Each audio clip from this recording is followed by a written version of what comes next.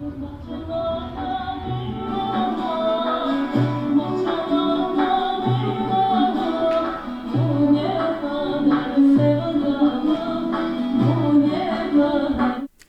wir suchen nach krimtatarischer Musik für unser nächstes Kulturprogramm. Wir wollen einen krimtatarischen Kulturabend machen. Und ja, das ist, glaube ich, die richtige Musik dafür.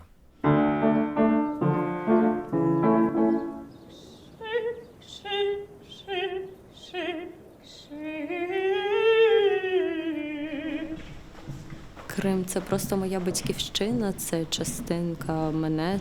Зовсім без Крима я буду не я.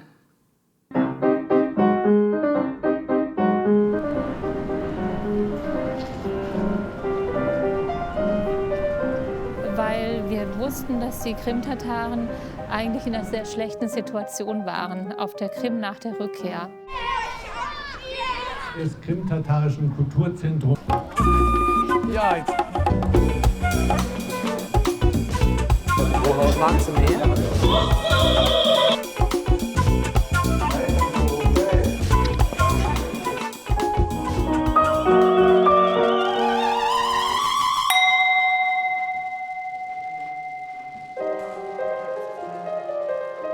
Мой Бог, мой Крым, как мысли пророка, древний, задумчивый, беспечный, суеверный, сокровище мое, любовь и вера, как море черное, безбрежно и безмерно.